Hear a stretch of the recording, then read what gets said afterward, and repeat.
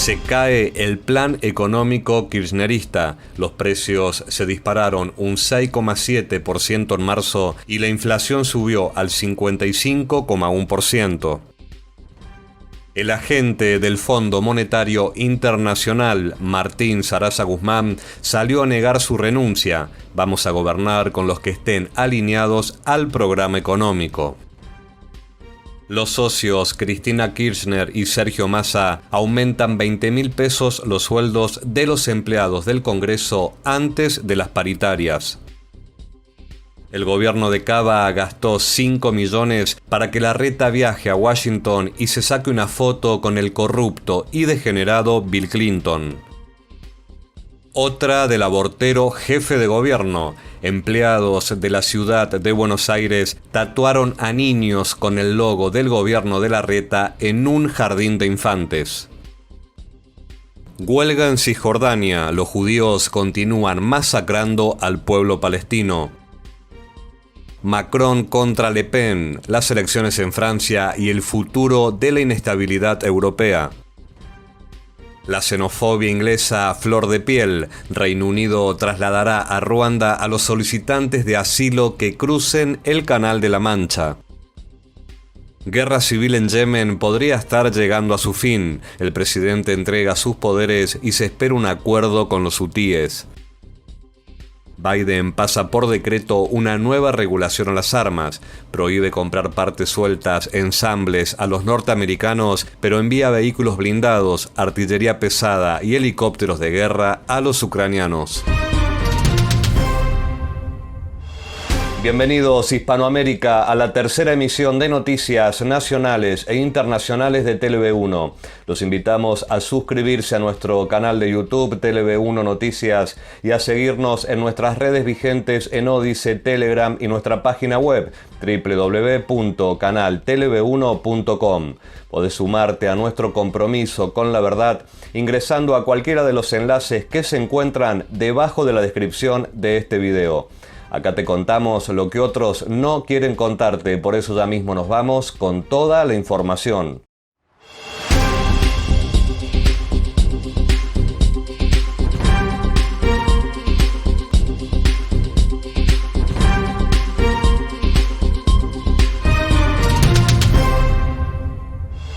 Los precios de Argentina comienzan a espiralizarse a pesar de la guerra contra la inflación anunciada por Alberto Fernández y su equipo económico. Estos subieron abruptamente un 6,7% solamente en el mes de marzo. Se trata de la variación mensual más alta desde abril del 2016, siendo que ambos valores son los más elevados desde abril de 2002.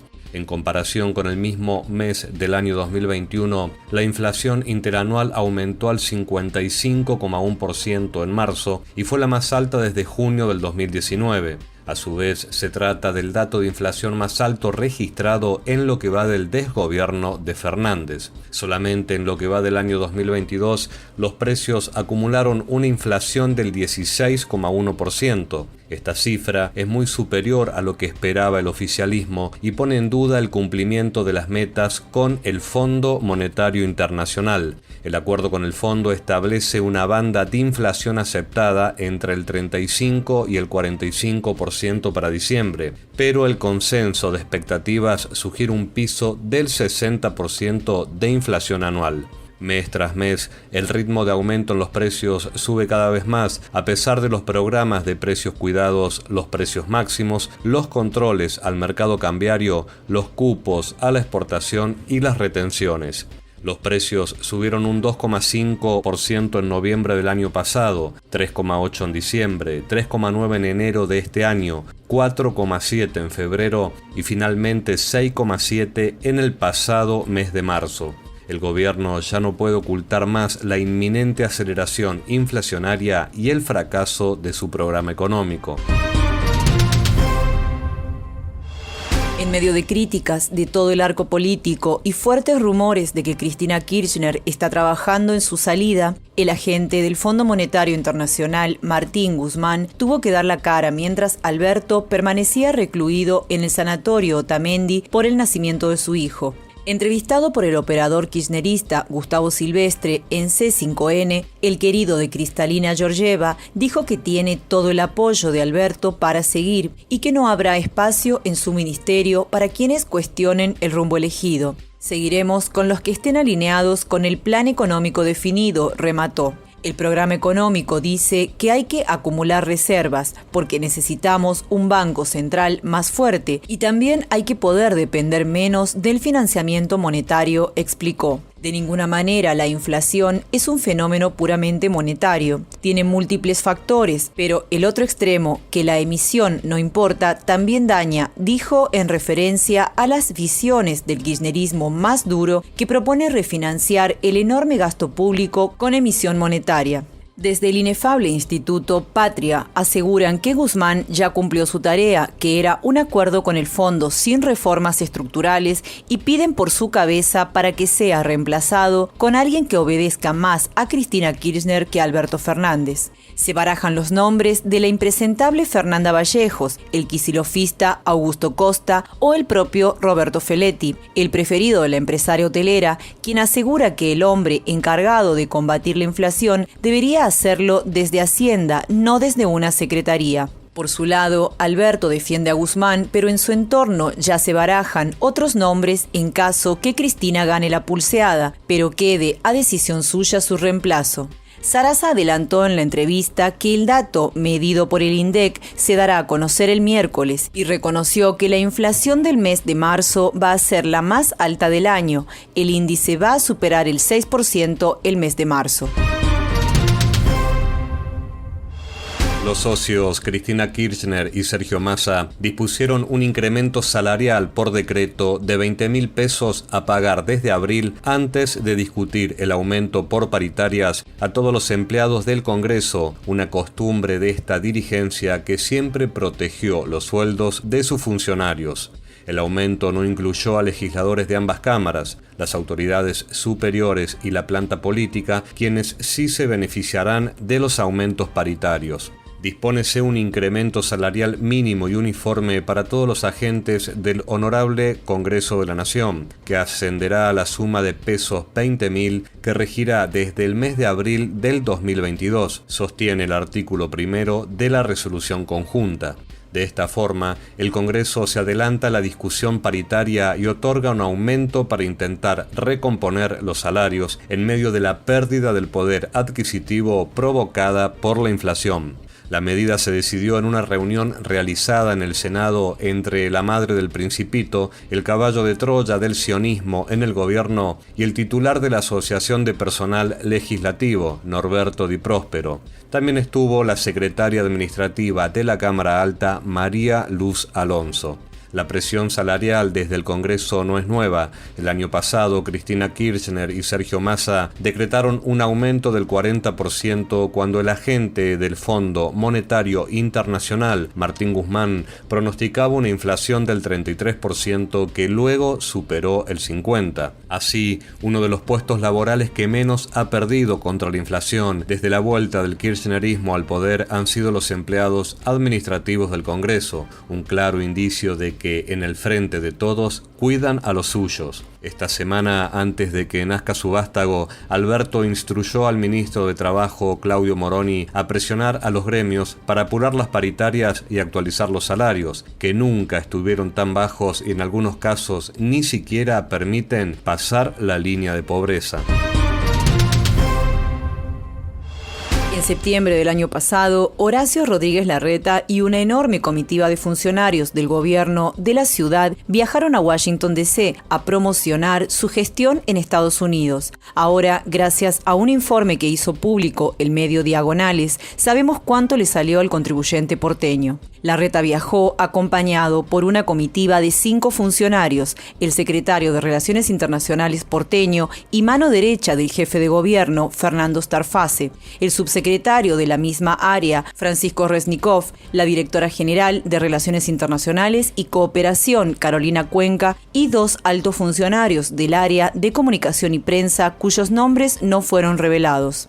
De los gastos que sí fueron reportados, sabemos que se gastaron en total unos 5.191.182 entre viajes, viáticos y hospedajes. Solamente la Reta reportó gastos que se repartieron entre 862.124 en pasajes aéreos y terrestres, ida y vuelta e internos, 104.548 en hospedaje y 115.162 en viáticos. No hay nada que la Reta pueda mostrar de ese viaje que haya beneficiado a los porteños. Se reunió primero con el titular del Council of Americas, la amiga de los candidatos presidenciales Susan Segal, en Nueva York. Después viajó a Washington, D.C., donde se juntó con el secretario de Medio Ambiente de Biden, el satánico John Kerry. Y terminó ese día con una visita a las oficinas del Banco Mundial, donde se reunió con Felipe Jaramillo, el responsable del organismo para América Latina. Los objetivos del viaje han sido el fortalecimiento de la relación de la ciudad de Buenos Aires con Estados Unidos, puntualmente en temáticas relacionadas con la agenda del cambio climático,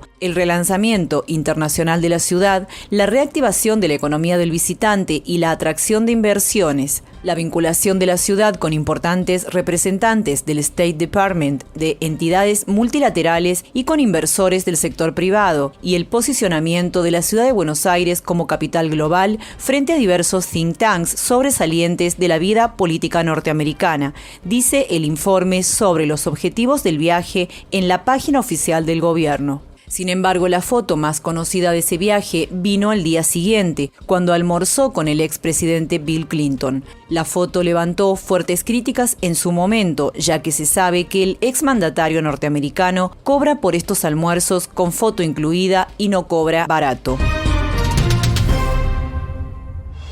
El Ministerio de Educación de la ciudad decidió mudar la escuela número 6 del D20 a un nuevo edificio que comparte el patio con el jardín de infantes número 13 del D20. Para celebrar tal acontecimiento, el gobierno de la Reta contrató el show de Adriana e invitó a padres y niños del jardín a concurrir al evento a la salida de clases. En el show, los empleados de la ciudad no tardaron en recorrer el público de niños y mientras miraban el espectáculo, les aplicaron tatuajes temporales adhesivos en sus manos, con diferentes figuras como arcoíris y joysticks, con el logo del gobierno de la ciudad, la BA, y el nuevo eslogan, la transformación no para. Marcaron a mi nena como si fuera una vaca de su propiedad, comentó Claudia a la prensa, la madre de una niña que va a sala de 5 del jardín y fue tatuada. La verdad que no me gustó para nada. ¿Cómo van a hacer propaganda en la manito de mi hija? Es una porquería esto que hicieron, recriminó. También opinó la maestra de la salita de 5, Emilce Rodríguez. El espectáculo se realizó en el patio de la escuela y vinieron animadoras. Cuando entraron mis alumnos les vi que traían en la mano el tatuaje con el logo del gobierno de la ciudad, comentó. La docente aseguró que el hecho le parece aberrante y representa una forma de adoctrinamiento político. Es una locura, a los que enseñamos los hechos que ocurrieron en nuestro país nos llaman adoctrinadores, y a los que tatúan a los chicos con propaganda política, ¿cómo se los debería llamar?, se preguntó. La Unión de Trabajadores de la Educación, UTE, emitió un fuerte comunicado repudiando la situación. No conformes con inundar las escuelas con campañas de marketing y cartelería asociada con eslogans como "la transformación no para", ahora utilizan a las infancias para sostener y profundizar la propaganda para con las familias, marcando sus cuerpos, afirma el gremio docente en un documento. Denunciamos la utilización política partidaria de los niños por parte del gobierno de la ciudad de Buenos Aires y exigimos la intervención del asesor tutelar y de los organismos de defensa de los derechos del niño para frenar esta situación, cierra. Decir siempre la verdad primero tiene un precio. Pero todos los días, en cada programa, en cada reportaje, en cada esclarecimiento, descubrimos que decir la verdad vale la pena. Decir siempre la verdad tiene un precio. Pero cada vez que recibimos tu apoyo, entendemos que seguir luchando vale la pena. Dependemos de tu ayuda. TLV1, toda la verdad primero.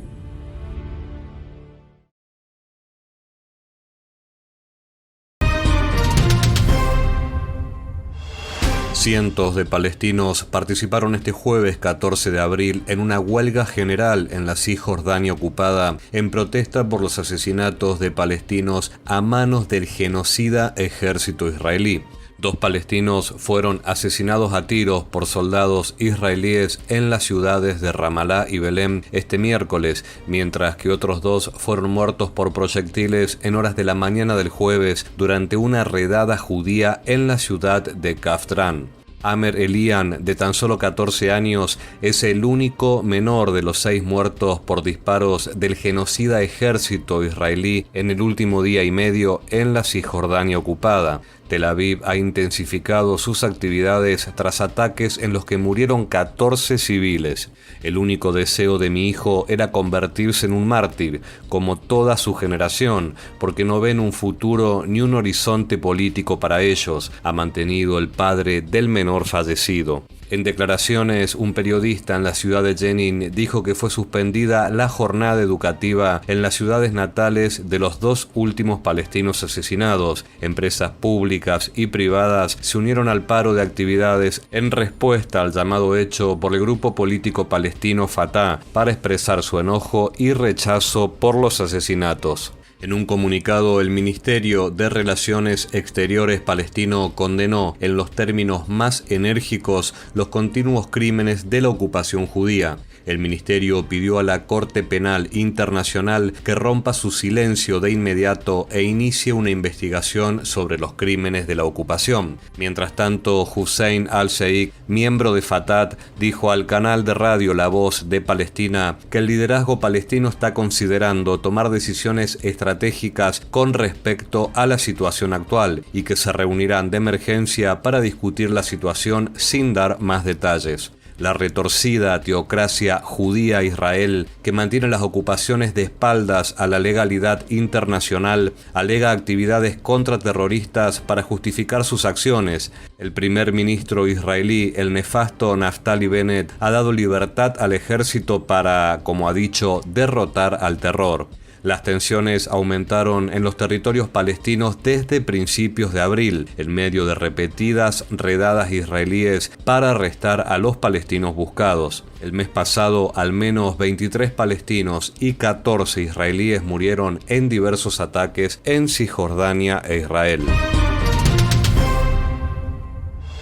Este domingo se celebra la primera vuelta de las elecciones presidenciales en Francia y aunque las últimas encuestas apuntan a que el actual presidente, el agente de la familia Rothschild, Emmanuel Macron, será reelegido, la candidata nacionalista Marine Le Pen ha acortado distancias y aún podría dar una sorpresa de último minuto. Los analistas coinciden en que la asistencia a las urnas y el debate antes de la segunda vuelta del 24 de abril serán fundamentales para determinar el ganador. El actual contexto de incertidumbre económica y precios de la energía disparados hacen el resultado imprevisible.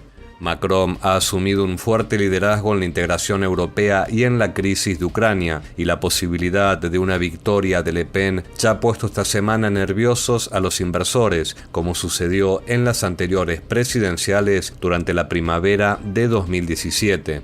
Una victoria de Macron representaría principalmente una conservación del statu quo. Macron está presionando por una postura paneuropea y una respuesta a Rusia, incluida una respuesta fiscal conjunta a la crisis energética y, más allá de eso, una reforma integral de las reglas fiscales, aseguran desde el Banco Americano. Asimismo, el Banco estadounidense afirma que Macron sería el más amigable con los activos de la Unión Europea, mientras que otros candidatos podrían conducir a un aumento gradual de los riesgos de fragmentación europea. Le Pen apostó por una aproximación de la OTAN con Rusia tras el final de la guerra en Ucrania. Hay que interrogarse sobre el papel de la OTAN después de la caída del Pacto de Varsovia. Por eso, después de la guerra en Ucrania, abogaré por una aproximación entre Rusia y la OTAN, que además le interesa a Estados Unidos, dijo, esgrimiendo una estrategia para separar a Rusia de China. En tanto, prometió que en caso de ser elegida saldrá del mando integrado de la Alianza Atlántica, aunque no renunciará al artículo 5 sobre protección mutua entre los miembros. Ese paso implicaría una pérdida de influencia de Francia dentro de la organización. Le Pen aclaró que se trata de una defensa a las tropas francesas, si bien la alianza busca fortalecerse ante las amenazas de Moscú. El Reino Unido trasladará a Ruanda a los solicitantes de asilo que crucen el Canal de la Mancha. Es el polémico plan de Boris Johnson para combatir la inmigración ilegal que no ha dejado de crecer desde que el país abandonó la Unión Europea. El gobierno de Johnson ha anunciado varias medidas para desmantelar las redes de tráfico de personas, como que la Marina patrulle la costa británica. La Marina británica asumirá el control de las aguas territoriales del canal, situado entre Francia e Inglaterra, para impedir que botes ilegales con refugiados hagan una peligrosa travesía y lleguen hasta las costas del sureste inglés. Como parte de este control, habrá vigilancia aérea, personal militar, helicópteros y drones, a fin de enviar un mensaje claro a los traficantes de personas de que, si arriesgan la vida de los que buscan refugio, afrontan penas de prisión. El político conservador defendió la necesidad de tomar medidas para combatir a los viles traficantes de personas que convierten las aguas del Canal de la Mancha en un cementerio, si bien adelantó que este plan no entrará en vigor de forma inmediata. La medida debe ser aprobada por el Parlamento. Cualquier persona que entre ilegalmente en el Reino Unido, así como los que hayan llegado ilegalmente desde el 1 de marzo, podrán ser ahora reubicados en Ruanda, ha anunciado el primer ministro del Reino Unido. Esta ha sido su medida más polémica, consistente en trasladar a hombres solos y hacerlos esperar allí mientras se tramita su solicitud de asilo. La medida llega un día después de que la retorcida Organización Mundial de la Salud lamentara que haya refugiados de primera y segunda clase. No sé si el mundo presta realmente la misma atención a las vidas blancas y negras, dijo el cínico director general de la OMS, Tedros. Ni siquiera una fracción de esa solidaridad se está prestando a Tigray, Yemen, Afganistán, Siria y otras zonas en conflicto. El mundo, dice quien trabaja para inocularnos a todos contra nuestra voluntad, no está tratando a la raza humana de la misma manera. El presidente Mansur al-Hadi, quien gobernó Yemen desde 2012 y era reconocido internacionalmente por prácticamente todos los países del mundo, decidió entregar sus poderes al recientemente formado Consejo de Liderazgo Presidencial y dejó de ser jefe de Estado el pasado 7 de abril. Se espera que esta decisión contribuya a llegar a un acuerdo de paz con los rebeldes hutíes, un grupo terrorista que está en guerra civil contra el gobierno central desde 2014. Los hutíes, si bien empezaron sin prácticamente recursos militares, han hecho enormes avances en los últimos 2 años y actualmente controlan Sanaa, la capital de Yemen, y han empezado a lanzar ataques contra Arabia Saudita y los Emiratos Árabes Unidos, lo que revela el enorme poderío militar que han acumulado en el último tiempo. A su vez, antes de dejar su cargo, al-Hadi destituyó su vicepresidente Ali Mohsen al-Amar, una poderosa figura militar del país, y así dejando vacante la oficina de la presidencia y evitando cualquier toma del poder que pueda enfurecer a los hutíes. La decisión de al-Hadi vino después de la Cumbre por la Paz en Riad, donde las autoridades de Arabia Saudita, principal aliado del gobierno yemení, le habrían recomendado que era hora de entregar el poder y buscar un acuerdo por la paz. Los saudíes están preocupados por las incursiones hutíes afuera de Yemen, que ya han derribado varias plantas refinadoras de Saudi Aramco, causando miles de millones de dólares en daños y poniendo presión a la producción de petróleo. Además, Arabia Saudita y los Emiratos se comprometieron a enviar extensas donaciones económicas tanto al Banco Central de Yemen como a instituciones financieras locales y a la agencia de la ONU encargada de brindar ayuda humanitaria a la población del devastado país. Según las Naciones Unidas, Yemen atraviesa por la peor crisis humanitaria del mundo, con una guerra civil de ya casi 8 años de duración que ha dejado decenas de miles de fallecidos y millones de personas en la pobreza total. Este lunes, Joe Biden anunció la nominación del militante antiarmas de Steve Dettelbach como nuevo director de la ATF, la agencia encargada de regular el alcohol, tabaco y las armas de fuego. En el mismo anuncio, desde la Casa Blanca, firmó un decreto que implica una nueva limitación a la compra y tenencia de armas de fuego, una promesa de campaña del demócrata. El decreto prohibirá a los estadounidenses a comprar partes sueltas de armas de fuego que se puedan ensamblar para hacer una nueva arma. Estas partes, que se compran online o en persona y están sin registrar, ya que por sí solas no son consideradas armas de fuego, y luego son ensambladas individualmente por cada uno. Ya existen leyes que prohíben la venta de estas armas caseras ya ensambladas sin registrar, pero ahora Biden prohíbe la venta de cualquiera de sus partes.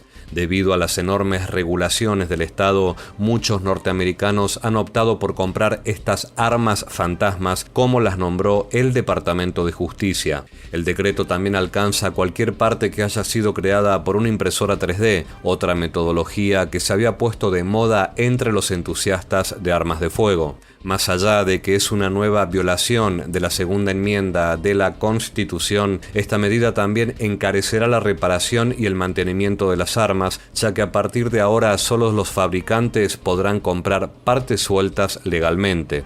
En el discurso, Biden recordó con orgullo que en 1994, como senador, lideró a los demócratas a aprobar una prohibición total a los rifles de asalto por 20 años, una ley que violó explícitamente la Constitución, pero que pasó en un claro acto de demagogia por el Senado. En 2014, cuando se cumplían los 20 años y la ley debía ser renovada, el gobierno de Obama y Biden no pudo conseguir los votos en el Senado y la ley caducó. Esos 20 años marcaron un récord de tiroteos en escuelas y en lugares públicos, lo que demostró que la ley no hizo nada para terminar con ese problema que aqueja a Estados Unidos hace tanto tiempo. Sin aprender de sus errores del pasado, ahora Biden prometió que va a hacer todo lo posible para volver a pasar la ley. Ya sé que es controversial, pero lo hizo una vez: prohibir las armas de asalto y los cartuchos de alta capacidad. Y lo voy a hacer de nuevo, aseguró. No obstante, dio luz verde el miércoles a una nueva ayuda militar masiva a Ucrania que incluye vehículos blindados, artillería pesada y helicópteros por $800 millones. La reflexión de la semana estará a cargo del titular del juzgado número 4 de la ciudad de Mar del Plata. Escuchamos al señor juez Alfredo López.